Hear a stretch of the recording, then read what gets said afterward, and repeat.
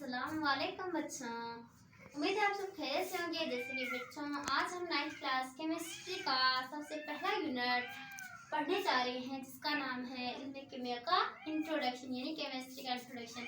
जैसे कि हमने आज हमारा 9th क्लास की केमिस्ट्री का पहला यूनिट स्टार्ट किया है, तो पहले यूनिट से पढ़ने से पहले हमें पहले ये जानना होगा कि केमिस्ट्री कहते हैं किससे हैं, क्योंकि हम हमेशा से जब भी कोई टॉपिक स्टार्ट करते हैं तो उस टॉपिक का पहले थोड़ा बहुत इंट्रोडक्शन दे देते हैं और उसकी मीनिंग भी देख लेते हैं कि आखिर केमिस्ट्री कहते किसे हैं।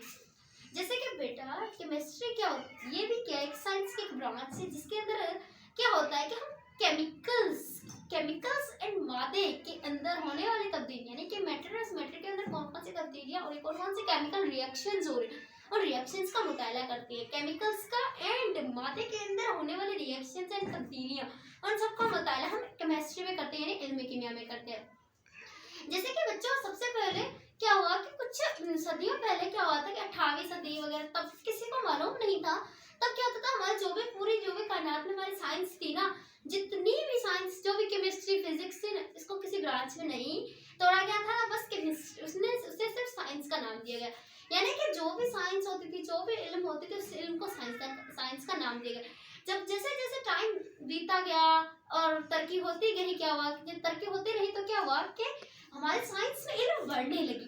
तो क्या किया साइंसदानों ने, कहा कि अगर इल्म बढ़ेगी ऐसे तो उसे याद करना बहुत ही मुश्किल होगा, इसलिए इसको आसानी से याद करने और पढ़ने के लिए उन्होंने क्या किया, साइंस को 3 ब्रांचेस में तोड़ दिया, जिसमें 3 ब्रांचेस के नाम कौन से, फिजिक्स, केमिस्ट्री एंड बायो।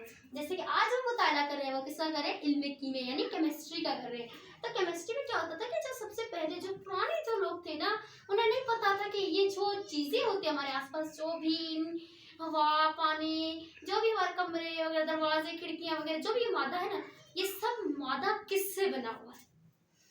वो लोग, उनके दिमाग में सवाल उठा कि ये चीज सारे जो हमारे आसपास है, ये बनी किससे हुई। किसी ने कहा कि ये मिट्टी से बनी हुई है, किसी ने कहा ये हवा से बनी हुई है, किसी ने कहा कि ये मिट्टी, हवा, पानी, आग, चांद से बनी हुई है। हर किसी ने अपने नजरिए दिए। लेकिन जब 20वीं सदी का शुरुआत हुई, क्योंकि हमें सबको मालूम है कि 20वीं सदी में बहुत तरक्की हुई, कि जो हमारे जो साइंसदान थे, उन्होंने क्या किया, 20वीं सदी के आगाज में बहुत ज्यादा तरक्की की और उसकी तरक्की में उन्होंने ये दरियाफ्त कर लिया कि हमारा जो ये आसपास की जो भी चीजें हैं वो सब किससे बनी हुई है, मादे से मिलकर बनी हुई है। जब उन्हें इस चीज का पता चला तो उन्होंने क्या किया कि आगे इसकी सर्चिंग की कि मादा किससे बना हुआ है। उसकी ऐसे सर्चिंग करके आज हमें पता चला कि इसके जो मादा वो एटम से बनके मिलकर बना, और एटम के आगे मजीद उसके अंदर उसके पार्टिकल्स पाए जाते हैं, इलेक्ट्रॉन, प्रोटॉन, न्यूट्रॉन, इसकी बहुत सारी केमिस्ट्री है। जैसे कि हमने आज पढ़ा कि केमिस्ट्री किसे कहती है, केमिस्ट्री केमिकल्स के मुताबिक study of chemicals and matter के अंदर, जो मादे के अंदर जो होने वाली रूल में होने वाली तब्दीलियों के मुतालिक जो पढ़ते हैं उन्हें इल्म कीमिया कहते हैं। और अब हम उनकी ब्रांचेस का मुताला करते हैं। देखिए, ब्रांचेस का मुताला करने से पहले हमें पता होनी चाहिए कि ब्रांचेस कितनी है। केमिस्ट्री की ब्रांचेस 8 है, टोटल 8 ब्रांचेस है। जैसे कि हम सबसे पहली जो हमारी केमिस्ट्री की ब्रांच है वो है फिजिकल केमिस्ट्री। फिजिकल केमिस्ट्री कहते हैं किसे, फिजिकल केमिस्ट्री एक इल्म कीमिया की एक ऐसी ब्रांच है जिसके अंदर हम मादे के अंदर होने वाली तब्दीलियां, मादे के अंदर रूल में होने वाली तब्दीलियों और तब्दीलियों के मुतालिक जो साइंसदानों ने अपने ला पेश किए, जो नजरिए दिए हमें, उनका मुताला फिजिकल केमिस्ट्री में करते हैं। उसके बाद हमारी सेकंड ब्रांच है और इनऑर्गेनिक केमिस्ट्री। इनऑर्गेनिक केमिस्ट्री इल्म कीमिया की एक ऐसी ब्रांच है जिसके अंदर हम हाइड्रोजन एंड कार्बन से हटकर, यानी हाइड्रोजन एंड कार्बन के अलावा जो भी कंपाउंड्स, जो भी मॉलिक्यूल्स, जो भी एटम्स वगैरह, जो भी एलिमेंट्स मौजूद है, उन सब का मुताला इनऑर्गेनिक केमिस्ट्री में करते हैं बच्चों। उसके बाद हमारी तीसरी जो केमिस्ट्री की ब्रांच है जिसका नाम है ऑर्गेनिक केमिस्ट्री। ऑर्गेनिक केमिस्ट्री इल्म कीमिया की एक ऐसी ब्रांच है जिसके अंदर हम हाइड्रोजन एंड कार्बन के एटम्स और इनसे मिलकर जो कंपाउंड्स, जो मॉलिक्यूल्स, जो भी एलिमेंट्स बनते हैं, उन सब का मुताला हम ऑर्गेनिक केमिस्ट्री में करते हैं। ऑर्गेनिक केमिस्ट्री में हाइड्रोजन कार्बन से अलावा जो भी मॉलिक्यूल है उनका मुताला नहीं करते। चाहे हमारे हाइड्रोजन कार्बन के अंदर ऑक्सीजन जो भी आ जाए, अगर हमारे सिर्फ वहाँ पे हमारे मॉलिक्यूल के अंदर सिर्फ हाइड्रोजन कार्बन मौजूद है तो वो हमारी ऑर्गेनिक केमिस्ट्री होगी। जैसे कि मीथेन CH4, उसके अंदर कौन सा कार्बन आता है, हाइड्रोजन आता है, तो इसीलिए हम क्या करेंगे, इसे ऑर्गेनिक केमिस्ट्री में रखेंगे। उसके बाद इनऑर्गेनिक में जैसे क्या होता है कि मिसाल देते हैं वाटर की H2, इसके अंदर कोई हाइड्रोजन नहीं है, कोई कार्बन नहीं है। जैसे कि बच्चों हमने ऑर्गेनिक केमिस्ट्री का मुताला कर लिया जिसमें हाइड्रोजन कार्बन का मुताला करते हैं, जैसे मिसाल NaCH4 दे दी। उसके बाद हमारी चौथी ब्रांच है जिसका नाम है बायोकेमिस्ट्री। बायोकेमिस्ट्री, केमिस्ट्री का मतलब क्या है? Study of chemicals and bio means study of life, यानी कि हमारी जिंदगी के अंदर आखिर कौन सी केमिस्ट्री पाई जाती है, हमारी जिंदगी के अंदर कौन सी केमिस्ट्री। सबसे पहले जो हमारे आसपास में हर चीज है इन सब के अंदर क्या केमिस्ट्री पाई जाती है। अब हमारी जिंदगी में कौन सी केमिस्ट्री पाई जाती है? देखिए बेटे, हमारे अंदर क्या होती है, हमारा जो खाना हजम होता है वो भी एक रिएक्शन की वजह से होता है।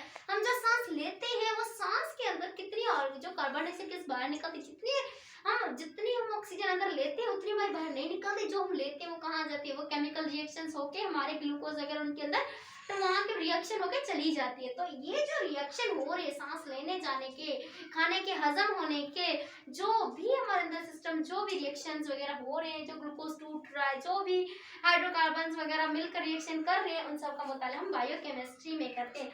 उसके बाद हमारे पांचवी जो ब्रांच है केमिस्ट्री की वो इंडस्ट्रियल केमिस्ट्री। इंडस्ट्रियल केमिस्ट्री में कीमिया की एक ऐसी ब्रांच है जिसके अंदर हम सन्नती तौर पर क्या हुआ, सन्नती तौर पर मतलब सन्नतों के अंदर, इंडस्ट्रीज के अंदर जो केमिकल्स तैयार हो रही है, यानी उन केमिकल्स के तैयार होने के जो तौर तरीके का तकनीक जो बनाई जा रही है, जिस तकनीक के ऊपर वो केमिकल्स बनाए जा रहे हैं, वो केमिकल्स के तरीके क्या बनाने के, उन सब का जो मुताला इंडस्ट्रियल केमिस्ट्री में करती है। यानी कि इंडस्ट्री के अंदर कैसे केमिकल्स तैयार किए जाते हैं, वहाँ पे जो तरीके हैं केमिकल्स तैयार करने के, उन्हें इंडस्ट्रियल केमिस्ट्री कहते हैं।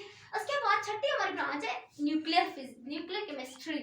न्यूक्लियर केमिस्ट्री में कीमिया की एक ऐसी ब्रांच है जिसके अंदर हम एटम के न्यूक्लियस के अंदर मौजूद पार्टिकल्स का मुताला करते हैं कि न्यूक्लियस के अंदर कौन से रिएक्शंस होते हैं और न्यूक्लियस के अंदर की साख्त क्या है, यानी स्ट्रक्चर क्या है न्यूक्लियस के अंदर कौन कौन से रिएक्शंस होते हैं एंड न्यूक्लियस के अंदर कौन कौन सी तब्दीलियां होती है, इन सब का। यानी कि जो भी हम देख रहे हैं, जो भी सिस्टम हो रहा है वो किस में हो रहा है? न्यूक्लियस के अंदर हो रहा है। कि न्यूक्लियस के अंदर क्या क्या हो रहा है, न्यूक्लियस से ही न्यूक्लियर वर्ड न्यूक्लियस से ही निकला, यानी न्यूक्लियस से ही बना न्यूक्लियर फिजिक्स, न्यूक्लियस का मुताला करते हैं। उसके बाद है सातवीं ब्रांच है इन्वायरमेंट केमिस्ट्री। इन्वायरमेंट केमिस्ट्री में क्या करते हैं? माहौलियाती केमिस्ट्री से कहते हैं। इन्वायरमेंट केमिस्ट्री में क्या होता है कि हमारे आसपास जो भी हमारा माहौल है, इस माहौल के अंदर क्या क्या केमिकल रिएक्शन हो रहे हैं, क्या क्या केमिकल्स पाए जाते हैं। बेटे सबसे पहले आपको देखते हैं कि जो हमारे माहौल के अंदर oxygen, carbon dioxide gas, nitrogen, ये जो भी गैसेस पाई जाती है, ये भी एक केमिस्ट्री के अंदर आती है। जैसे कि बुखारात वगैरह जो भी होते हैं, हवा में हमारे पानी की सूरत में पाए जाते हैं, ये सब केमिस्ट्री में आ जाते हैं। अब इन्वायरमेंट केमिस्ट्री अगर हम सादा मिसाल दें अपनी लाइफ की समझने के लिए, जिससे कि बेटा क्या होता है कि जो हमारे हम गंद कचरा करती है उनकी वजह से जो आलूदगी पैदा होती है, यानी उस आलूदगी में हमारे क्या होते हैं, मच्छर वगैरह जो भी पैदा होते हैं, वो मच्छर हमारे जब हमें मारते हैं, डंक मारते हैं हमें, तो क्या क्या वो एक केमिकल हमारे अंदर डालते हैं और वो केमिकल चले। जैसे कि वहाँ यहाँ पे ना हमारी इन्वायरमेंट केमिस्ट्री में हमने पढ़ा कि जो हमारे जो होते हैं मच्छर वगैरह में जब डंक मारते हैं तो हमारे अंदर क्या होता है, एक केमिकल हमारे अंदर क्या कर देते हैं, उसे इनहेल करवा देते हैं, हमारे अंदर एक ऐसा केमिकल डालते हैं जिसकी वजह से हमें क्या होता है, बुखार वगैरह आ जाता है। वो बुखार क्यों आता है? क्योंकि वो एक ऐसा केमिकल होता है जो हमारे लिए खतरनाक होता है, यानी हमारे लिए मजरे असरात होता है, जो हमारे पर ऐसा इफेक्ट कर देता है जिसकी वजह से हमें बुखार आ जाता है। तो ये जो हमारे माहौल के अंदर गंदगी की वजह से किसी भी जानदार ने हमारे ऊपर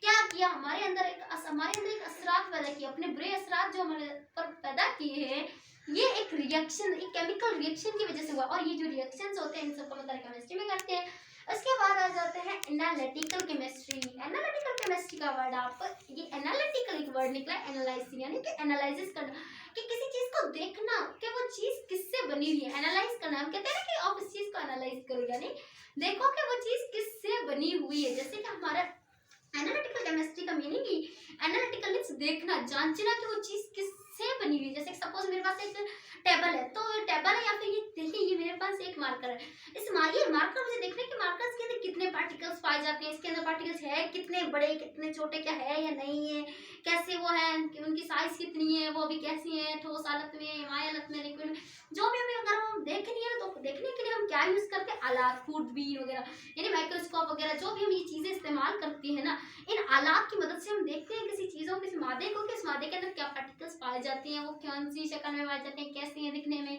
इन सब चीजों को जांचते हैं कि किससे बनी हुई है उसका जो मुताला हम एनालिटिकल केमिस्ट्री में कर रहे हैं। एनालिटिकल केमिस्ट्री की मीनिंग यही है कि किसी चीज का एनालाइज करना, उसे देखना कि वो किससे बनी हुई है और वो किसी मदद से विद द हेल्प ऑफ आलात। ओके बेटा, थैंक यू, बाय बाय, अल्लाह हाफिज। उम्मीद है आप सब खैरियत से